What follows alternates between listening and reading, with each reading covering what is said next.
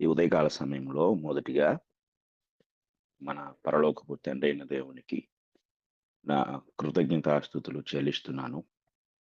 అలాగే వాక్యము వినుటకు ఎంతో శ్రద్ధగా ఎదురు చూస్తున్న నా ప్రియ సహోదరి సహోదరులందరికీ నా హృదయపూర్వకమైన వందనములు తెలియజేస్తూ ఉన్నాను.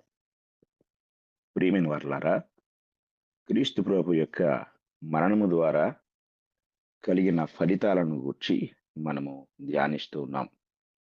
ఈ సందర్భంగా ఒకటి, పాపి పట్ల ఆ యొక్క సంబంధంలో ఎలాంటి ఫలితాలు కలిగాయి, అలాగే రెండవది విశ్వాసికి కలిగిన విశ్వాసితో ఉన్న సంబంధంలో కలిగిన ఫలితాలను గురించి మనము నిన్నటి దినాన ధ్యానించాం.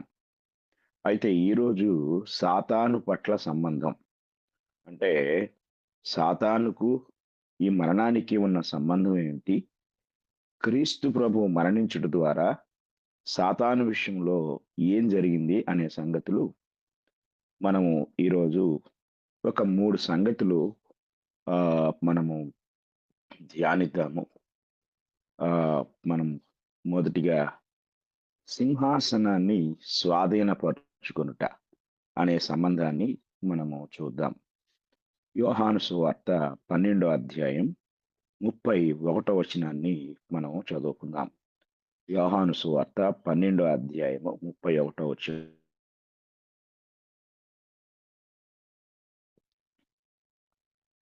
యోహాను సువార్త 12వ అధ్యాయము 31వ వచనాన్ని మనం చదువుకున్నట్లయితే, ఇప్పుడు ఈ లోకమునకు తీర్పు జరుగుచున్నది.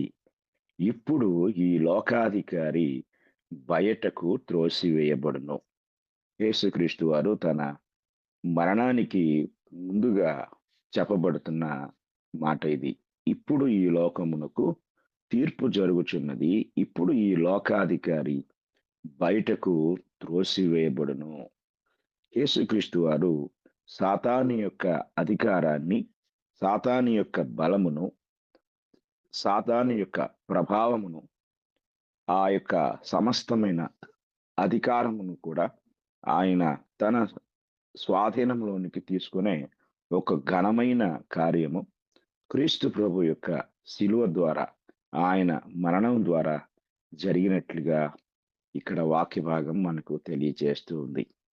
అలాగే రెండవ విషయం ఏమిటి అనేది మనం జాగ్రత్తగా పరిశీలించినట్లయితే, హెబ్రీయులకు రాసిన పత్రిక 2వ అధ్యాయము 14వ వచనాన్ని మనం చదువుకుందాం. హెబ్రీయులకు రాసిన పత్రిక 2వ అధ్యాయము 14వ వచనం నుండి మనం చదువుకున్నట్లయితే, క్రీస్తు ప్రభు మరణం ద్వారా అపవాది విషయంలో ఏం జరిగింది అనేది మనకు చక్కగా అక్కడ రాయబడింది. కాబట్టి ఆ పిల్లలు రక్త మాంసములు కలవారైనందున ఆ ప్రకారమే మరణము యొక్క బలము గలవానిని, అనగా అపవాదిని మరణము ద్వారా నశింపచేయుటకును, జీవిత కాలమంతయు మరణ భయము చేత దాస్యమునకు లోబడిన వారిని విడిపించుటకును ఆయన కూడా రక్త మాంసములలో పాలివాడాయను. ఈ మాటలు జాగ్రత్తగా మనం పరిశీలన చేద్దాం. యేసుక్రీస్తు వారి యొక్క మరణాన్ని మనము జాగ్రత్తగా ఇక్కడ పరిశీలన చేసినప్పుడు, యేసుక్రీస్తు వారు మరణించడం ద్వారా మరణ బలం కలవాడు, అనగా అపవాది, మరణం యొక్క బలము గలవారిని, అనగా అపవాదిని మరణము ద్వారా నశింపు చేయుటకు, అంటే దేవుని పిల్లలు ఏ మరణ భయము చేత భయపడిపోతూ ఉన్నారో, ఏ మరణ భయము చేత అనుక్షణము కూడా వణికిపోతూ ఉన్నారో, ఆ మరణము యొక్క బలము గల అపవాదిని, ఏ మరణము ద్వారా మానవ జాతిని వాడు భయపెడుతున్నాడో ఆ మరణమే ఆయుధంగా చేసుకుని, ఆ మరణము ద్వారా అపవాదిని నశింపచేయుటకు యేసుక్రీస్తు వారు ఈ లోకంలో మరణించాల్సిన పరిస్థితి ఏర్పడింది. క్రీస్తు ప్రభు యొక్క మరణము అపవాదికి మరణంగా పరిణమించింది.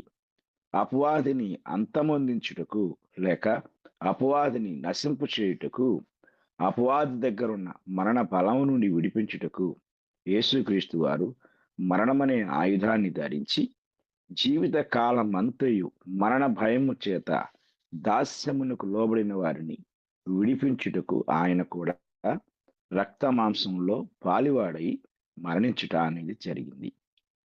కనుక క్రీస్తు ప్రభు యొక్క మరణము అపవాది యొక్క బలాన్ని, అపవాది యొక్క అధికారాన్ని, అనగా మరణం పైన వాడికున్న బలాన్ని, అలాగే ఆ సర్వలోకానికి ఒక అధికారిగా వాడు చేస్తున్న ఏలుబడిని నిర్మూలించుటకు ఇక్కడ క్రీస్తు ప్రభు వారు మరణించవలసిన పరిస్థితి ఏర్పడింది. కనుక సాతానుకి ఏం జరిగింది క్రీస్తు ప్రభు యొక్క మరణం ద్వారా అనేది మనం ఇక్కడ జాగ్రత్తగా ఆలోచన చేసినట్లయితే, ఒకటి సింహాసన అపహరణ, అంటే సింహాసనాన్ని స్వాధీనపరచుకొనటం, మరణాన్ని నిర్మూలించటం అనేది జరిగింది. ఇక మూడో విషయాన్ని మనము జాగ్రత్తగా పరిశీలించినట్లయితే, కొలస్సీయులకు రాసిన పత్రిక 2వ అధ్యాయము 15వ వచనాన్ని మనం చదువుకుందాం. కొలస్సీ పత్రిక 2వ అధ్యాయము 15వ వచనం. ఈ పత్రికలో పౌలు గారు మాట్లాడుతూ చెప్తున్న సంగతులు మనం ఒకసారి చదువుకుందాం. 2వ అధ్యాయం 15వ వచనం. ఆయనతో కూడా మిమ్మును జీవింపచేసెను. ఆయన ప్రధానులను, అధికారులను నిరాయుధులనుగా చేసి శిలువ చేత జయోత్సవముతో వారిని పట్టి తెచ్చి బాహాటముగా వేడుకు కనపరిచెను.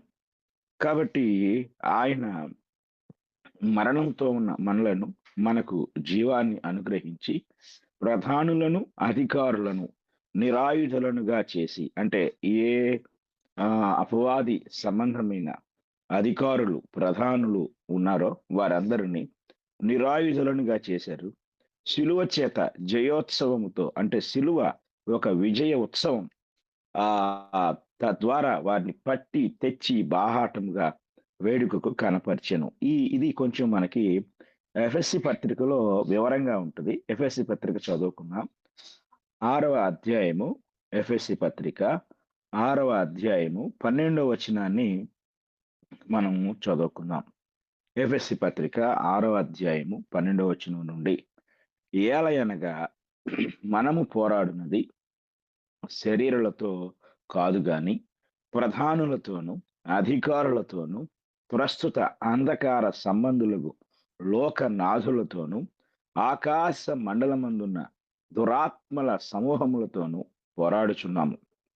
అందుచేతను మీరు ఆపద్దినమందు వారిని ఎదిరించుటకును సమస్తమును నెరవేర్చిన వారై నిలువబట్టుటకును శక్తిమంతులగునట్లు దేవుడిచ్చు సర్వాంగ కవచమును ధరించుకునుడి. కనుక ఇక్కడ క్రీస్తు ప్రభువు వాడి పైన విజయాన్ని సాధించారు. వాడిని ఓడించాడు. అలాగే ఆయన ఆ యొక్క ప్రధానులను, అధికారులను శిలువ చేత జయోత్సవంతో పట్టి తెచ్చి బంధించి బాహాటముగా వేడుకకు కనపరిచారు. ఇదంతా అదృశ్యంగా శిలువలో జరిగిన కార్యం, అనగా క్రీస్తు ప్రభు యొక్క మరణము ద్వారా జరిగిన కార్యం. క్రీస్తు ప్రభు యొక్క మరణం ఇంతటి మహా గొప్ప ఘనమైన కార్యాన్ని, అనగా అంధకార శక్తుల మీద అధికారాన్ని లయపరచటంలో, అపవాది యొక్క బలాన్ని హరించి వేయటంలో, వీటన్నిటి ద్వారా క్రీస్తు ప్రభు యొక్క మరణం ఒక గొప్ప ఘనమైన కార్యాన్ని జరిగించినట్లుగా మనం చూడగలం.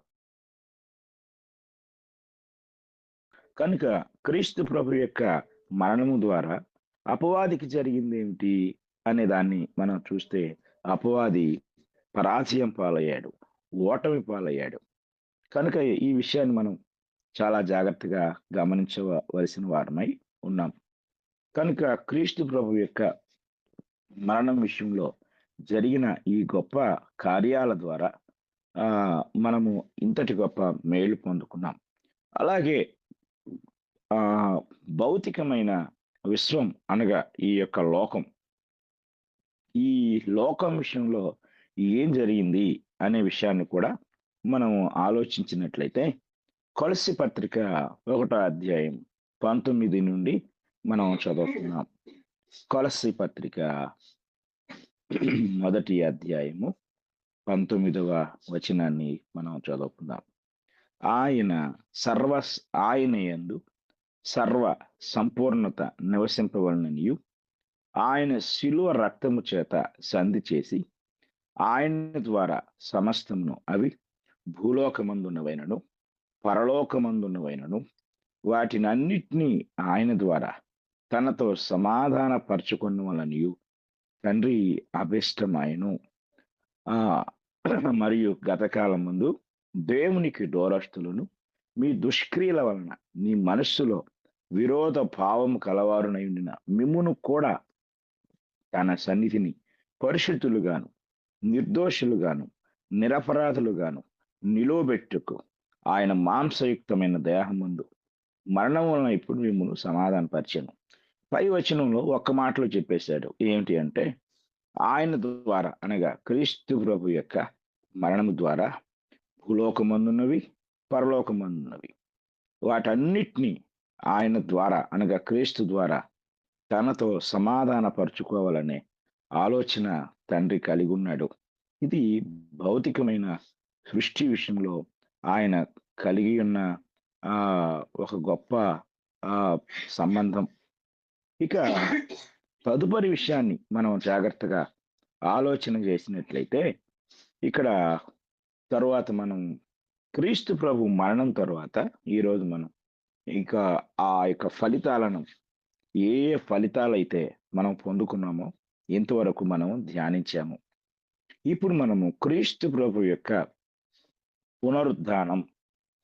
పునరుద్ధానాన్ని గురించి మనం ధ్యానించబోతున్నాం. క్రీస్తు ప్రభు అనగా ఇన్కార్నేషన్ అనగా క్రీస్తు ప్రభు యొక్క నరావతారంలో ఆయన పుట్టుకను గూర్చి కొన్ని విషయాలు మనం ధ్యానించాము. తదుపరి ఆయన మరణం గురించి ఇంతవరకు ధ్యానించాము. ఇప్పుడు క్రీస్తు ప్రభు యొక్క పునరుద్ధానం గురించి మనము ధ్యానించబోతున్నాం. పునరుద్ధానం యొక్క ప్రాముఖ్యత ఏమిటి అనే విషయాన్ని మనము జాగ్రత్తగా ఆలోచన చేసినట్లయితే, పునరుద్ధానం బైబిల్లో అనేక మంది వ్యక్తులు మరణించిన తర్వాత తిరిగి జీవించిన సంఘటనలు కొన్ని మనకు కనబడతాయి. అయితే వారు పునరుద్ధానం పొందలేదు, కేవలం పునరుద్ధరించబడ్డారు. ఎందుకంటే వారు మరలా మరణించారు. మనం చూస్తూ ఉంటాం. అటు పాత నిబంధనలో ఏలియా బ్రతికించిన వారు, ఎలీషా బ్రతికించిన వారు, క్రొత్త నిబంధనలో కూడా మరి క్రీస్తు ప్రభు కొంతమందిని బ్రతికించడం, మరణించిన వారిని తిరిగి లేపడం, ఇవన్నీ సంఘటనలన్నీ కూడా క్రీస్తు ప్రభు కంటే ముందే మరణించి మరలా తిరిగి బ్రతికిన వారిని మనం చూస్తూ ఉంటాం. కానీ వారందరూ కూడా పునరుద్ధానం చెందల. వారంతట వారు తిరిగి లేవలేదు, వారు లేపబడ్డారు, మరొకరి చేత పునరుద్ధరించబడ్డారు. ఎందుకంటే వారు మరలా మరణించారు. కానీ మన ప్రభువు నిజమైన పునరుద్ధానం పొందారు. ఒకసారి మరణించి శాశ్వతంగా మృతుల్లో నుండి లేపబడి ఇప్పుడు ఆయన సదాకాలం జీవించి ఉన్నాడు. కనుక క్రీస్తు ప్రభు యొక్క పునరుద్ధానం అనేది అది శాస్త్రీయమైనది, అది మహిమతో కూడింది. ఆయన మరణం అవసరమైంది, ఎందుకంటే ఆయన మన కొరకు పాపమైనాడు. ఇక మొదటి విషయాన్ని మనము జాగ్రత్తగా గమనిస్తే, లేఖనాలలో క్రీస్తు ప్రభు యొక్క పునరుద్ధానం యొక్క స్థానం ఏమిటి అనేది మనము జాగ్రత్తగా పరిశీలించినట్లయితే, క్రొత్త నిబంధనలో బాప్టిజం ఆజ్ఞ గురించి 13 లేదా 14 సార్లు మనకి కనపడితే, ప్రభువు భోజనం గురించి అనగా ప్రభురాత్రి భోజనం గురించి ఇంకా తక్కువగా చెప్పబడింది. అయితే ఆయన పునరుత్థాన విషయము 100 కంటే ఎక్కువగా ప్రస్తావించబడింది. కనుక పునరుద్ధానం అనేది మనకు అత్యంత ప్రాముఖ్యమైన ఒక గొప్ప సంఘటన. ఎందుకంటే క్రైస్తవ నిరీక్షణకు మూలము పునరుద్ధానం అనే సంగతి మనము చాలా జాగ్రత్తగా గమనించాలి. క్రీస్తు ప్రభు యొక్క పునరుద్ధానమే నేటి క్రైస్తవ్యానికి ఒక గొప్ప పునాది. ఆ క్రీస్తు ప్రభు యొక్క పునరుత్థానం లేకుండా ఏది లేదు అనే సత్యాన్ని మనము చాలా జాగ్రత్తగా పరిశీలించవలసిన వారమై ఉన్నాం. ఇందులో మనం రెండో విషయాన్ని గమనించినట్లయితే అపోస్తలుల సాక్ష్యంలో దాని యొక్క భాగం ఏమిటి అంటే అపోస్తలులు ఏమని సాక్ష్యం ఇచ్చారు యేసుక్రీస్తు యొక్క పునరుద్ధానాన్ని గురించి వారి సాక్ష్యాన్ని మనం పరిశీలించినప్పుడు అపోస్తలుల కార్యముల గ్రంథము 4వ అధ్యాయము 33వ వచనం మనకి ఈ విషయాన్ని తెలియజేస్తా ఉంది. అపోస్తలుల కార్యముల గ్రంథము 4వ అధ్యాయము 33వ వచనాన్ని మనం చదువుకుందాం. ఇదియు కాక అపోస్తలులు బహు బలముగా ప్రభు అయిన యేసు పునరుత్థానమును గూర్చి సాక్ష్యమిచ్చిరి. చూడండి, అపోస్తలులు బహు బలముగా యేసుక్రీస్తు వారి యొక్క పునరుద్ధానాన్ని గూర్చి గొప్ప సాక్ష్యం ఇచ్చారు. అంటే ఆనాటి కాలంలో అపోస్తలుల యొక్క బలమైన బోధ ఏమిటంటే క్రీస్తు ప్రభు యొక్క పునరుద్ధానం. క్రీస్తు ప్రభు యొక్క పునరుద్ధానం కాక వారు నొక్కి చెప్పింది ఇంకేదీ లేదు, బలంగా మాట్లాడింది ఇంకేదీ లేదు. కనుక వారి యొక్క దృఢమైన బలమైన సాక్ష్యం ఏమిటంటే క్రీస్తు ప్రభు యొక్క పునరుద్ధానమే. క్రీస్తు ప్రభు యొక్క పునరుద్ధానం వారికి అత్యంత బలమైన వార్తగా మారింది. అలాగే 2వ అధ్యాయం 32వ వచనాన్ని కూడా మనం చదువుకున్నాం. 2వ అధ్యాయము 32వ వచనం అపోస్తలుల కార్యముల గ్రంథం. ఈ యేసును దేవుడు లేపెను, దీనికి మేమందరము సాక్షులము. కాగా ఆయన దేవుని కుడిపార్శ్వమునకు హెచ్చింపబడి పరిశుద్ధాత్మను గూర్చిన వాగ్దానమును తండ్రి వలన పొంది మీరు చూచుచు వినుచున్న దీనిని కొమ్మరించి ఉన్నాడు. కనుక ఇక్కడ అపోస్తలుడైన పేతురు మాట్లాడుతూ ఈ యేసును దేవుడు లేపెను, మేమందరము సాక్షులము. అంటే క్రీస్తు ప్రభు యొక్క పునరుత్థాన సాక్షులు ఎవరంటే ఆయన శిష్యులు. ఆయన శిష్యుల యొక్క బలీయమైన సాక్ష్యం, దృఢమైన సాక్ష్యం, బలమైన సాక్ష్యం ఏమిటి అంటే పునరుద్ధానం. క్రీస్తు ప్రభు యొక్క పునరుద్ధానం కాక మరొక వార్త ఆనాటి దినాల్లో ప్రముఖమైన వార్తగా పరిణమించబడలేదు అనే సత్యాన్ని మనము చాలా జాగ్రత్తగా గమనించవలసిన వారమై ఉన్నాం.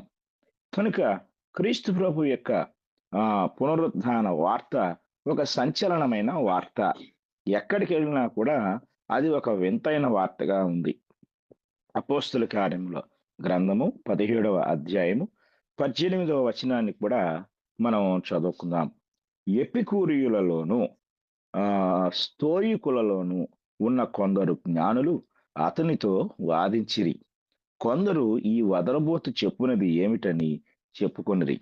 అతడు యేసుని గూర్చియు పునరుద్ధానమును గూర్చియు ప్రకటించెను గనుక మరికొందరు వీడు అన్య దేవతలను ప్రచురించుచున్నాడని చెప్పుకొనిరి.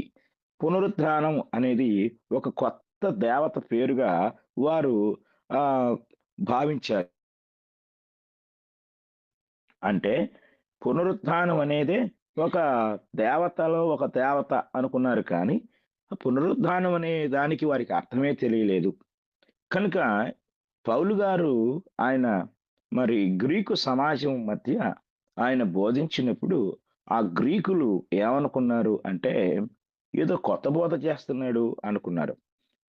పునరుద్ధానాన్ని గురించి పౌలు గారు ప్రకటించినప్పుడు వీరు ఏదో అన్య దేవతల గురించి మాట్లాడుతున్నాడు, ఈ దేవతల పేర్లు మనం ఎప్పుడు వినలేదు కదా అనుకున్నారు. కనుక ఎక్కడికి వెళ్ళిన అపోస్తలుల యొక్క సాక్ష్యం లేక అపోస్తలుల యొక్క బోధ, అపోస్తలుల యొక్క ఉద్దేశం ఏమిటి అంటే అది పునరుద్ధానం. క్రీస్తు ప్రభు యొక్క పునరుద్ధానమే అపోస్తలుల యొక్క ప్రధానమైన బోధగా, ప్రధానమైన ఉద్దేశముగా మనము చూడగలం. కనుక ఇంకొక వచనాన్ని కూడా మనం చూద్దాం. అపోస్తలుల కార్యముల గ్రంథం 23వ అధ్యాయం మనం చదువుకున్నట్లయితే 23వ అధ్యాయంలో 6వ వచనాన్ని మనం చూద్దాం. 23వ అధ్యాయము 6వ వచనం. అతడు అలాగు చెప్పినప్పుడు పరిసయ్యులకును సద్దూకయ్యులకును కలహము పుట్టినందున ఆ సమూహము 2 పక్షములు ఆయను. అయితే ఇక్కడ పౌలు గారు ఏం చెప్పాడు అంటే పై వచనం చదువుకున్నాం. వారిలో ఒక భాగము సద్దూకయ్యులను మరి ఒక భాగము పరిసయ్యులనై ఉన్నట్టు పౌలు గ్రహించి, సహోదరులారా, నేను పరిసయ్యుడను, పరిసయ్యుల సంతతి వాడను. మనకున్న నిరీక్షణను గూర్చియు మృతుల పునరుత్థానమును గూర్చియు నేను విమర్శింపబడుచున్నానని సభలో బిగ్గరగా చెప్పెను. కనుక యేసు ఇక్కడ పౌలు అక్కడున్న పరిసయ్యుల గుంపుతో మాట్లాడుతున్నాడు. మృతుల పునరుద్ధానమును గూర్చి నేను విమర్శింపబడుచున్నాను అని. కనుక జాగ్రత్తగా మనం ఆలోచిస్తే అపోస్తలుల యొక్క బోధలో ప్రధానమైన ఆ వార్త ఏమైంది అంటే పునరుత్థాన వార్త. కనుక ఆనాటి అపోస్తలులు యేసుక్రీస్తు ప్రభువు యొక్క పునరుత్థాన వార్తను కేంద్రంగా చేసుకున్నారు. పునరుత్థాన వార్త లేకుండా సువార్తే లేదు. కనుక ఆ ఇంతవరకు లోకానికి తెలియని ఒక అద్భుతమైన, ఒక ఆశ్చర్యకరమైన, ఒక వింతైన కొత్త వార్త ఏమిటంటే పునరుద్ధానం. క్రీస్తు ప్రభువు మరణించి తిరిగి లేచాడు అనే వార్త ఆనాడు ఒక గొప్ప వార్తగా గమనించింది. కనుక మొదటి పాయింట్ ఏంటంటే అపోస్తలుల సాక్ష్యంలో పునరుద్ధానం యొక్క భాగం లేక పునరుత్థానం యొక్క ప్రాముఖ్యత. రెండవది ఏంటంటే సువార్తలలో అంటే సువార్త ప్రకటనలో పునరుత్థానం యొక్క ప్రాముఖ్యత ఏమిటనేది మనం జాగ్రత్తగా పరిశీలించినప్పుడు మొదటి కొరింథీ పత్రిక 15వ అధ్యాయము మొదటి నుండి మనం చదువుకుందాం. మొదటి కొరింథీ పత్రిక 15వ అధ్యాయము 1వ వచనం నుండి మనం చదువుకుందాం. మరియు సహోదరులారా, నేను మీకు ప్రకటించిన సువార్తను మీకు తెలియపరచుచున్నాను. మీరు దాన్ని అంగీకరించితిరి, దాని యందే నిలిచి ఉన్నారు. మీ విశ్వాసము వ్యర్థమైతేనే గాని నేను ఏ ఉపదేశ రూపముగా సువార్త మీకు ప్రకటించుతునో ఆ ఉపదేశమును మీరు గట్టిగా పట్టుకొని ఉన్న యెడల ఆ సువార్త వల్లనే మీరు రక్షణ పొందువారై ఉందురు. నాకీయబడిన ఉపదేశమును మొదట నీకు అప్పగించితిని. అదేమనగా లేఖనముల ప్రకారము క్రీస్తు మన పాపముల నిమిత్తము మృతి పొందెను, సమాధి చేయబడెను. లేఖనముల ప్రకారము 3వ దినమున లేపబడెను. ఆయన కేఫాకును తరువాత 12 కనపడెను. అటు పిమ్మట 500కు ఎక్కువైన సహోదరులకు ఒక్క సమయమందే కనపడెను. వీరిలో అనేకులు ఇప్పటి వరకు నిలిచి ఉన్నారు, కొందరు నిద్రించిరి. ఇది సువార్త. అంటే అపోస్తలుల యొక్క సాక్ష్యం ఏమిటి? పునరుత్థానాన్ని గురించి చెప్పటం. అపోస్తలులు ప్రకటించిన సువార్త ఏమిటి? క్రీస్తు ప్రభు యొక్క మరణ, సమాధి, పునరుత్థానములను గూర్చిన వార్త సువార్తగా వారు తీసుకున్నారు. ఈ సువార్త సర్వలోకానికి ప్రకటించాలనే ఆజ్ఞ వారు పొందుకొని ఉన్నారు. కనుక సువార్తలో పునరుత్థానం యొక్క పాత్ర లేక ప్రాధాన్యత ఏమిటంటే అసలు సువార్తే అది. అది లేకుండా సువార్త లేదు. ఈరోజు చాలా మంది క్రీస్తు ప్రభు యొక్క మరణ, సమాధి, పునరుత్థానములను పక్కన పెట్టి ఎన్నో వార్తలు చెప్తూ ఉంటారు. లక్షలాది రూపాయలు ఖర్చు పెట్టే మీటింగుల్లో కూడా క్రీస్తు ప్రభు యొక్క పునరుత్థాన వార్తను తీసుకురాకుండా మానవ కల్పిత వార్తలను, మానవ సాక్ష్యాలను, మానవుల జీవితంలో జరిగిన దానికే, ఆ ప్రకటనకే అధిక ప్రాధాన్యతనిస్తూ, అధిక సమయాన్ని కేటాయిస్తూ మనుషుల యొక్క మనస్సులను మానవ జీవితాల వైపు మరల్చుతూ ఉన్నారు. కనుక సువార్త మారిపోయింది. అంటే సువార్త యొక్క ప్రాముఖ్యత అనేది సంపూర్ణముగా మానవ హృదయాలలో తొలగించబడి అది సువార్తలా కాకుండా మానవ వార్తలాగా మారిపోయింది. కనుక సువార్త యొక్క ఉద్దేశాన్ని మనుషులు తప్పు త్రోవ పట్టించారు. అందుకే పౌలు గారు ఒక విషయాన్ని ఇలాగ చెప్పాడు.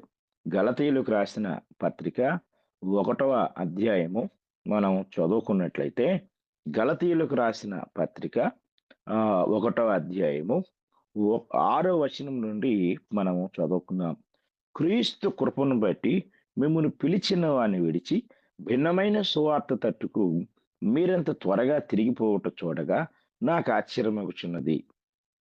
అది మరియొక సువార్త కాదు గాని క్రీస్తు సువార్తను చెరపగోరి మిమ్మును కలవరపరచువారు కొందరున్నారు. మేము మీకు ప్రకటించిన సువార్త గాక మరియొక సువార్తను మేమైనను పరలోకం నుండి వచ్చిన ఒక దూతైనను మీకు ప్రకటించిన యెడల అతడు శాపగ్రస్తుడవును గాక. మేమిది వరకు చెప్పిన ప్రకారం ఇప్పుడును మరలా చెప్పుచున్నాము. మీరు అంగీకరించిన సువార్త గాక మరి ఒకటి ఎవడైనను మీకు ప్రకటించిన యెడల వాడు శాపగ్రస్తుడవును గాక అని చెప్పాడు.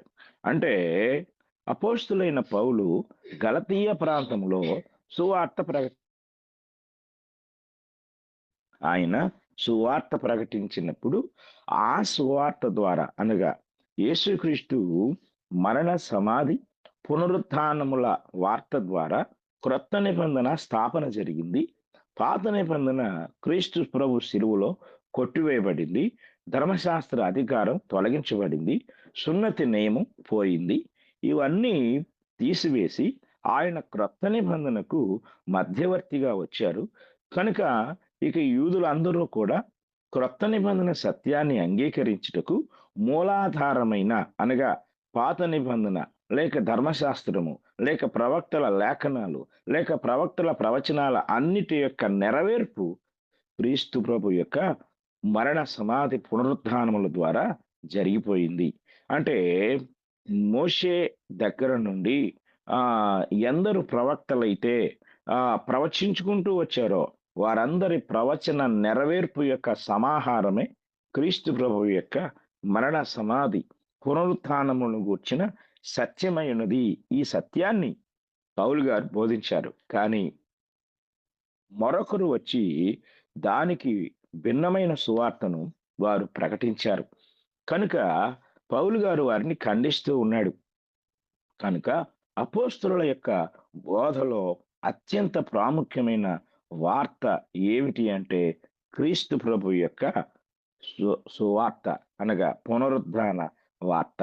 ఒకసారి మనం లూకాసు వార్త చదువుకుందాం. 24వ అధ్యాయం. లూకాసు వార్త 24వ అధ్యాయము మనం చదువుకున్నట్లయితే ఈ 24వ అధ్యాయంలో యేసుక్రీస్తు వారు తన శిష్యులతో కలిసి ఎమ్మాయి అనే మార్గాన వెళుతూ ఉంటారు. అయితే వారు ఆయన గుర్తుపట్టలేదు. వారి కన్నులు మూయబడ్డాయి. అయితే యేసు ప్రభు వారు వారితో ఏం మాట్లాడుకుంటున్నారు మీరు అని వారిని అడిగారు. అప్పుడు వారు దిగాలు పడిన ముఖాలతో అయ్యో యెరూషలేములో నివసిస్తూ ఆ ఈ సంగతులు తెలియని వాడివి నీవేనా అని చెప్పి యేసుక్రీస్తు ప్రభు యొక్క శిలువ మరణాన్ని గూర్చి వారు ఎంతో విచారంగా దిగాలు పడిన ముఖాలతో చెప్పారు. అప్పుడు యేసుక్రీస్తు వారు వారితో మాట్లాడుతూ ఇలాగా అన్నాడు. చూడండి, మనం వారి సంభాషణ 23వ వచనం నుంచి చదువుకుందాం. లూకాసు వార్త 24వ అధ్యాయం 23వ వచనం. కొందరు దేవదూతలు తమకు కనబడి ఆయన బ్రతికి ఉన్నాడని చెప్పిరని మాతో చెప్పి మాకు విస్మయం కలుగు చేసిరి. మాతో కూడా ఉన్న వారిలో కొందరు సమాధి యొద్దకు వెళ్ళి ఆ స్త్రీలు చెప్పినట్టు కనుగొనిరి గాని ఆయన్ను చూడలేదని ఆయనతో చెప్పిరి. అందుకు ఆయన, అవివేకులారా, ప్రవక్తలు చెప్పిన మాటలనన్నిటినీ నమ్మని మందమతులారా, క్రీస్తు ఇలాగు శ్రమపడి తన మహిమలో ప్రవేశించుట అగత్యము కాదా అని వారితో చెప్పి మోషేయు సమస్త ప్రవక్తలను మొదలుకొని లేఖనములన్నిటిలో తన్నుగూర్చిన వచనముల భావము వారికి తెలిపెను. అంటే మోషే దగ్గర నుండి సమస్త ప్రవక్తలు ఏ ఏ లేఖనాల్లో మాట్లాడారో అవన్నీ ఆయన వారికి అక్కడ బోధించారు. లూకా గారు అవన్నీ రాయలేదు, కానీ అవన్నీ బోధించారు. అంటే యేసుక్రీస్తు యొక్క పునరుద్ధానాన్ని గూర్చి ఎవరు ప్రకటించారు అంటే మోషే దగ్గర నుండి, అంటే ఒక్క మాటలో చెప్పాలంటే ఆది కాండము దగ్గర నుండి మలాకీ గ్రంథము వరకు కూడా క్రీస్తు ప్రభు యొక్క పునరుత్థాన సత్యాన్ని బోధించటం జరిగింది. పునరుత్థాన సత్యాన్ని ముందుగానే ప్రవచనాల ద్వారా ప్రవచించటం జరిగింది. ఇది మనం చాలా జాగ్రత్తగా ఆలోచించవలసిన వారమై ఉన్నాం. కనుక ఇది సువార్త. ఈ సువార్తను కాకుండా గలతీ ప్రాంతంలో మరికొందరు యూదులు వచ్చి భిన్నమైన సువార్తను ప్రకటించారు. కనుక సువార్తలో అత్యధికమైన ప్రాముఖ్యత కలిగింది. అత్యంత ప్రాముఖ్యమైంది ఏమిటి అంటే క్రీస్తు మరణ, సమాధి, పునరుత్థానముల వార్త. ఆ వార్త లేకుండా ప్రకటించే ఏ వార్త సువార్త కాదు. అది అసలు క్రీస్తును గూర్చిన వార్తే కాదు. కనుక ఒకటి అపోస్తలుల యొక్క విట్నెస్‌లో అంటే వారు సాక్ష్యం ఇచ్చుటలో ప్రధానమైన పాత్ర పోషించింది క్రీస్తు ప్రభువు యొక్క పునరుత్థానం. 2 సువార్త ప్రకటనలో అత్యంత ప్రాముఖ్యమైన పాత్ర వహించింది క్రీస్తు ప్రభువు యొక్క పునరుత్థానం. కనుక అపోస్తలులు సాక్ష్యం ఇచ్చారు అంటే అక్కడ క్రీస్తు పునరుత్థానం లేకుండా వాళ్ళు సాక్ష్యం ఇవ్వలేదు. ఇక అపోస్తలులు సువార్త ప్రకటించారు అంటే క్రీస్తు పునరుత్థాన వార్తే సర్వలోకానికి సువార్త, మంచి వార్తగా పరిణమించినట్లుగా మనం చూడగలం. ఇక మూడో విషయాన్ని మనం ఆలోచించినట్లయితే రక్షణ విషయంలో సువార్త యొక్క ప్రాముఖ్యత మనం గమనిద్దాం. 1 కొరింథీ పత్రిక 15వ అధ్యాయం 12వ వచనం నుండి మనం చదువుకుందాం. 1 కొరింథీ పత్రిక 15వ అధ్యాయము 12వ వచనం నుండి మనం చదువుకున్నట్లయితే అక్కడ ఈ మాటలు కనబడతాయి. క్రీస్తు మృతులలో నుండి లేపబడి ఉన్నాడని ప్రకటింపబడుచుండగా మీలో కొందరు మృతుల పునరుత్థానము లేదని ఎట్లు చెప్పుచున్నారు? మృతుల పునరుత్థానము లేని యెడల క్రీస్తు కూడా లేపబడి ఉండలేదు. మరియు క్రీస్తు లేపబడి ఉండని యెడల మేము చేయు ప్రకటన వ్యర్థమే, మీ విశ్వాసమును వ్యర్థమే. దేవుడు క్రీస్తును లేపెనని ఆయనను గూర్చి మేము సాక్ష్యము చెప్పి ఉన్నాము కదా. మృతులు లేపబడని యెడల దేవుడు ఆయనను లేపలేదు గనుక మేమును దేవుని విషయమై అబద్ధపు సాక్షులముగా అగపడుచున్నాము.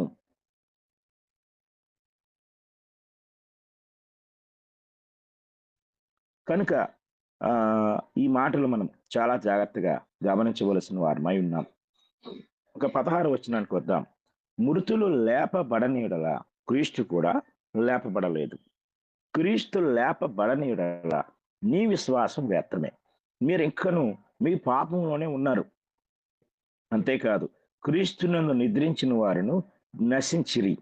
ఈ జీవిత కాలం మట్టుకే మనము క్రీస్తునందు నిరీక్షించు వారమైన యెడల మనుషులందరికంటే దౌర్భాగ్యులమై ఉందుము.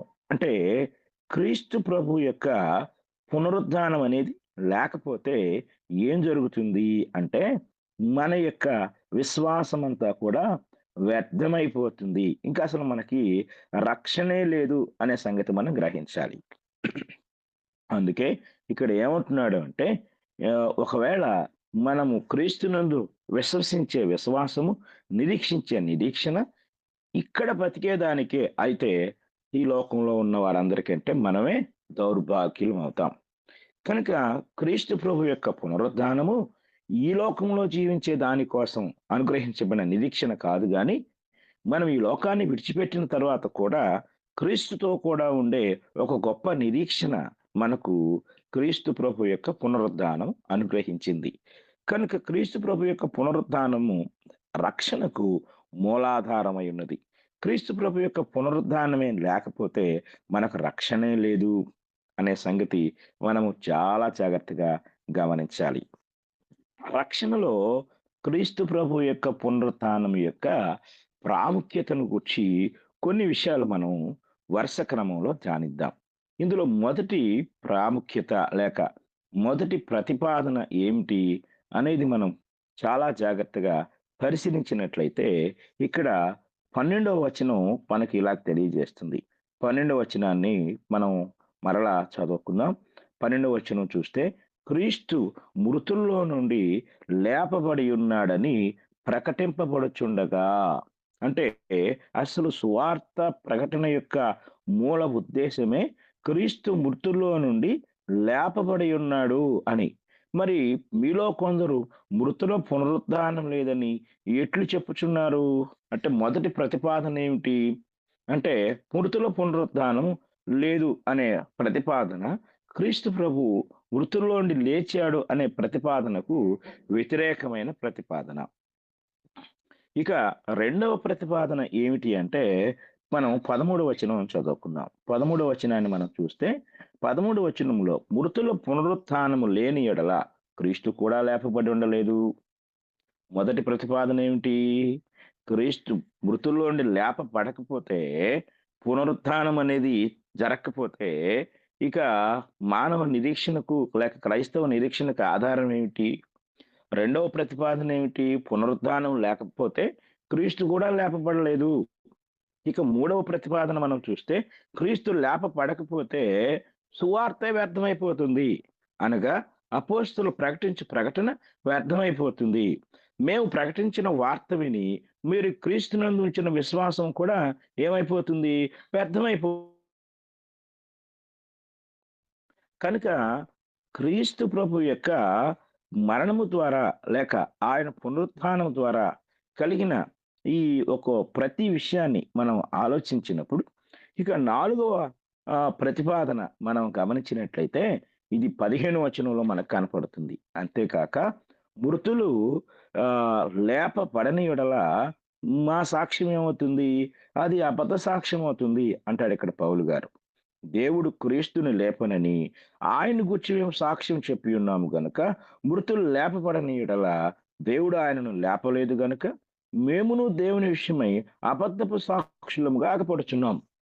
అంటే ఒక్క పునరుద్ధానాన్ని వ్యతిరేకించుట ద్వారా ఎన్ని సంఘటనలు జరుగుతున్నాయో ఇక్కడ మనం జాగ్రత్తగా గ్రహించవలసిన వారమై ఉన్నాము.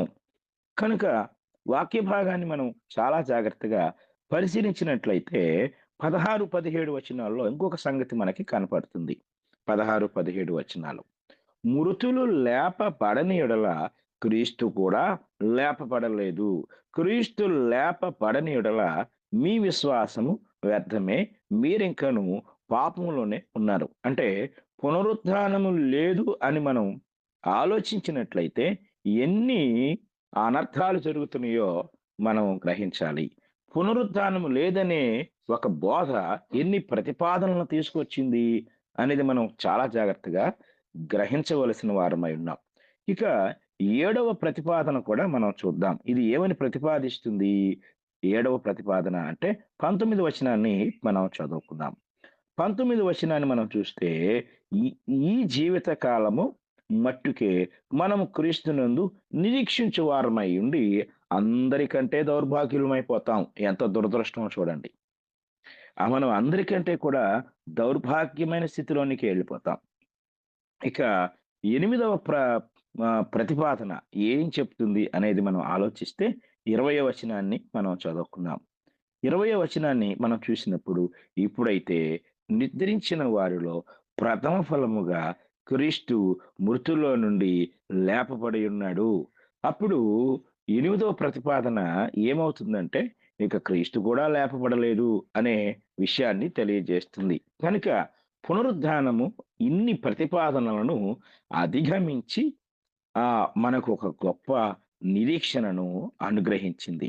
ఇది మనం చాలా జాగ్రత్తగా గ్రహించవలసిన వారమై ఉన్నాం. కనుక క్రీస్తు ప్రభు యొక్క పునరుద్ధాన సత్యాన్ని మనం చాలా జాగ్రత్తగా గ్రహించాలి. కనుక ఆనాటి కాలంలో, అపోస్తలుల కాలంలో, అపోస్తలుల యొక్క పరిచర్యలో ప్రథమమైన పాత్ర పోషించింది క్రీస్తు ప్రభు యొక్క పునరుద్ధానం. క్రీస్తు ప్రభు యొక్క మరణము ఎన్ని గొప్ప దీవెనలను, ఆశీర్వాదాలను అటు లోకానికి, పాపులకు, విశ్వాసులకు, సంఘానికి, ఇంకా అందరికీ ఎవరెవరికి ఎలాంటి ఆశీర్వాదాలు తీసుకురావాలో, ఎలాంటి ఫలితాలు తీసుకురావాలో అవన్నీ దేవుడు క్రీస్తు ప్రభు మరణం ద్వారా అనుగ్రహించారు. ఆ తదుపరి మరొక ప్రాముఖ్యమైన విషయము, ఆయన మరణించి అలాగే ఉండిపోలేదు గాని, సమాధిలో నుండి ఆయన బయటికి వచ్చారు. ఆయన పునరుత్థానం చెందారు. ఆయన పునరుత్థానము అపోస్తలుల యొక్క ప్రగాఢమైన నమ్మకం, ప్రధానమైన సాక్ష్యం. కనుక వారు దాన్ని గూర్చి బలంగా సాక్ష్యమిచ్చారు. ఒక మాటలో చెప్పాలంటే దానికే వాళ్ళు చంపబడ్డారు. క్రీస్తు ప్రభు యొక్క పునరుత్థానము యూదులను, యూదా మతాధికారులను దోషులుగా నిలబెట్టింది. ఎందుకంటే అపోస్తలులు మాట్లాడుతూ ఊరికే పునరుత్థానం అని చెప్పలా. వారు దానికి ప్రవక్తల లేఖనాలను జోడించారు. ధర్మశాస్త్రంలో ఉన్న ఆ యొక్క బలి అర్పణల సారాన్ని పౌలు గారైతే గలతీ, హెబ్రీ, రోమా పత్రికల్లో జత చేసి వివరించారు. ఇవన్నీ ఏం చేస్తున్నాయి? యూదులను, యూదా మతాధికారులను నేరస్తులుగా, దోషులుగా ప్రజల సమక్షంలో వారిని నిలబెట్టాయి. కనుక పునరుత్థానాన్ని వారు ఖండించుట ద్వారా ఒకవైపు ధర్మశాస్త్రాన్ని, ప్రవక్తల ప్రవచనాలను కూడా వాళ్ళు వ్యతిరేకించినట్లుగా మనం చూడగలం. కనుక అపోస్తలుల యొక్క సాక్ష్యములో అత్యంత ప్రాముఖ్యమైనది పునరుద్ధాన వార్త. తరువాత వారు ఆజ్ఞాపించబడ్డారు. సర్వలోకానికి వెళ్ళి సువార్త ప్రకటించాలని. కనుక వారి సువార్తలో అత్యధికమైన ప్రాముఖ్యమైంది క్రీస్తు ప్రభు యొక్క పునరుత్థాన వార్త.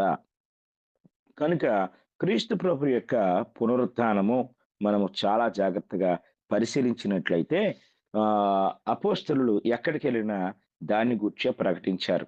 మనం ఇంతవరకు ధ్యానించిన అపోస్తున్న పౌలు గారు కొరింథీయులకు రాసిన మొదటి పత్రిక 15వ అధ్యాయం 1-22 వచనాల్లో పునరుత్థానం లేదంటే, క్రీస్తు ఇంకా తిరిగి లేవలేదు అంటే ఎన్ని అనర్థాలు జరుగుతున్నాయో ఒక సుమారుగా 8 ప్రతిపాదనలు క్రీస్తు ప్రభు పునరుత్థానం నుండి మనం నేర్చుకున్నాం. కనుక క్రీస్తు ప్రభు యొక్క పునరుత్థానం ద్వారా మనం పొందుకున్న ఈ గొప్ప ప్రయోజనాలను, ఈ గొప్ప మేలులను మనము చాలా జాగ్రత్తగా గ్రహించవలసిన వారమై ఉన్నాం.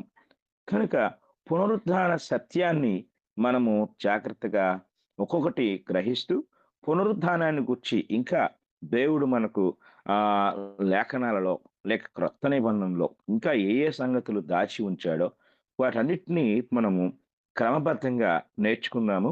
దేవుని పిల్లలముగా క్రైస్తవులుగా ఉన్న మనము క్రీస్తు పునరుత్థానం చెందాడనే విషయాన్ని హృదయపూర్వకంగా ఎలా విశ్వసించగలమంటే దానిని నమ్ముట ద్వారా విధేయత కలిగి క్రీస్తు ప్రభువులోనికి బాప్తిస్మం పొందుట ద్వారా క్రీస్తు ప్రభు యొక్క మరణ సమాధి పునరుత్థానముల వార్తను హృదయపూర్వకంగా స్వీకరించే వారంగా మనం ఉంటాం.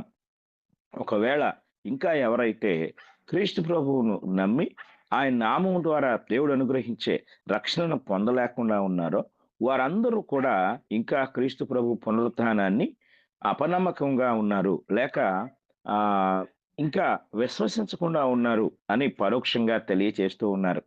కనుక ఈ వార్త వింటున్న నా ప్రియ సహోదరి సహోదరులారా, మీరు క్రీస్తు ప్రభువు లేచాడు, నా ప్రభువు లేచాడు, ఆయన పునరుత్థానం చెందాడు, ఆయన పునరుత్థానము నాకు రక్షణకరంగా ఉంది అని నీవు నిజంగా నమ్మినట్లయితే ఈ క్షణమే నీ పాపాలు ఒప్పుకొని త్వరలో రానయున్న ప్రభు అయిన యేసుక్రీస్తు వారి యొక్క ఆ యొక్క రాకడలో ఆయనతో పాటు ఆయన సిద్ధపరిచిన ఆ యొక్క నిత్య జీవాన్ని పొందుకొనుటకు క్రీస్తు ప్రభువు నా కొరకు మరణించారు, సమాధి చేయబడ్డారు, తిరిగి లేచారు, త్వరలో నా కొరకు రాబోతున్నారనే నిరీక్షణ కలిగి నమ్మి బాప్తిస్మం పొందుట ద్వారా క్రీస్తు ప్రభు యొక్క రక్తంలో మీ పాపములు కడిగి వేసుకున్నట ద్వారా పునరుద్ధానం సత్యం అనే దానిని రుజువుపరచవలసిందిగా, గొప్ప రుజువుగా విశ్వసించవలసిందిగా మీ అందరికీ తెలియజేస్తూ ఈ మాటలు నేను ముగిస్తూ ఉన్నాను.